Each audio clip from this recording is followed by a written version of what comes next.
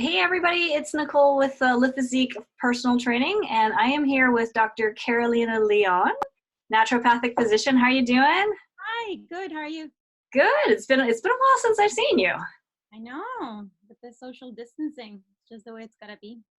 Definitely. So how have you been doing with this whole COVID-19 thing?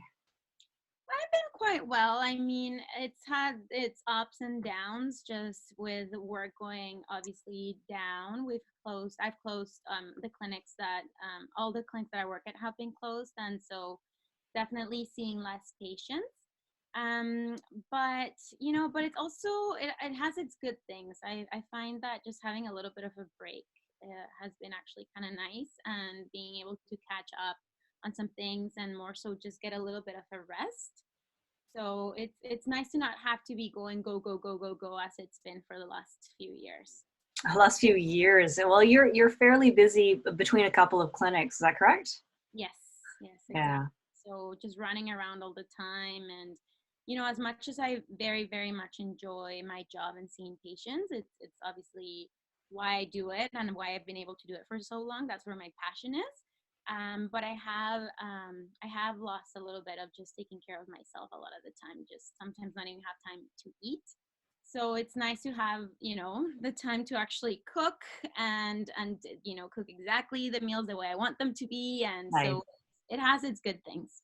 Oh, you know what? You're probably the first person who has shared that with the silver lining right now. And I know we're like a couple of weeks in, but yes, this has been a pretty traumatic event for a lot of people. But it's really great to hear somebody like a professional say, you know what, I'm taking care of myself, Yeah. and time for me. That's wonderful. So have you transitioned? Like you're still working, right? Yes, well, I'm transitioning between that point on probably moving towards telehealth. I'm figuring that out, but that is the direction I'm thinking to moving towards, just doing some telemedicine. I've done it a lot in the past. So that's kind of what I'm thinking. Yeah. Oh, fantastic. Are you seeing certain a surge in certain type of cases with COVID on telehealth? Well, there is a lot of just in general, a lot of people have been struggling a little bit just in terms of mental health, finding themselves isolated. A lot of people have changed their habits in terms of what they're eating. Um, you know, they just feel that the fridge is right there and they're always home, so they're constantly kind of eating whatever they bought for the 2 weeks, and maybe choosing things like higher in carbohydrates. And a lot of them have lost the routine of going to the gym and being able to have that daily exercise that maybe they had finally been able to get prior to the isolation. So that's where I find a lot of people are struggling and just having more difficulties with their mood, just feeling kind of low motivation, this pressure of having to have discipline and have read like 5 books and 3 more skills. So that's, I feel, what the air is kind of like.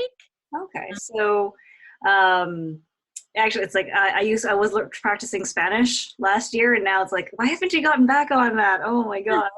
And Ivan has sent me like all of these language apps, and he's like, you should download these, and I'm like, bueno, I'll get on that. Yeah. So, are people calling and saying, like, so they're literally saying things like, I just feel like, like this, I just feel lower mood, my energy is down, or like symptoms of depression? Yeah, symptoms of depression, low motivation, just feeling tired despite being Mhm. able to sleep 10 or 11 hours a night. They wake up and they still feel tired. So that's when it's really important to kind of think about, okay, maybe looking at what this new life is like and then creating a new routine out of that. And I mean, the context has changed. So now it's also about people changing the way they view their life and maybe how they want to go forward in terms of their routine. That's actually really interesting when you just talk about that fatigue, because, I've had people say to me, like, how are you doing? And in my waking hours, the answer is I'm fine. Like, Right. and I'm like, I really feel okay. I get, decent sleep through the night, but I wake up and I'm just like tired, and I just have this low level, this underlying fatigue that's there. So, someone like myself, I could just be unaware that I'm experiencing some sort of fallout from this event. So what kind of tips would you have for someone like who's coming to you with these symptoms? Yeah. So the first thing with what you're saying about waking up and feeling that way, I find, when I ask people or patients how their routine has changed and why they're now feeling this way despite sleeping so much more, a lot of the time they're going to bed a lot later. They might be binge watching, they might just feel no pressure for the next day because they don't need to wake up early. So they're going to bed after 12, maybe 2 in the morning or something around that. So that actually really disrupts the circadian rhythm, the circadian pattern of having this 24 hours where, the cortisol is supposed to be higher during around maybe 8 a.m. or whenever it is in the morning that they wake up. And then it's supposed to go down by the evening and then be very low at night. And melatonin is supposed to be what then spikes up. So they're not able to reach that peak of melatonin when they go to bed that late. And then it starts to just disrupt the entire pattern. Mm. So my first tip would be to actually go to bed earlier.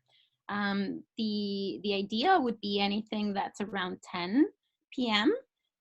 In Chinese medicine, it's considered to actually have a more restorative sleep. Any of the hours that go before midnight, each hour it's like you slept the double. So if you slept 2 hours before midnight, then it feels like 4 hours. Huh. It's just more restorative sleep, and it does disrupt the whole circadian pattern. It prevents it from being distorted. Okay. And so once you wake up in the morning, because you went to bed earlier, you might sleep the same amount of time, but just because you've kind of shifted it a bit, then Mhm. you wake up with more energy. So that routine is that's the key, right? So Yeah. when we were working 9 to 5 jobs or whatever, we were going to bed around 10:30 ish. Yes. Yeah, depends on your job, I guess. And I suppose alcohol probably disrupts that too. That's a good one. Yeah, definitely. A lot of people are drinking a little bit more often. So, yeah, I mean, the health, um, the things that we know about health don't change just because the context has changed. So it's still important to go to bed at a good time, wake up at a decent time. Still good to exercise every day. I know a lot of people have lost motivation because they're not able to go to the gym anymore, or they might be a little bit scared of going outside. But there are tons, including your own videos. There are tons of places where people can actually get exercise and just get motivated through watching it on the media at home. Right. Apps, there's everything. Nice. Okay, so we got routine, going to bed before midnight, moving, exercise.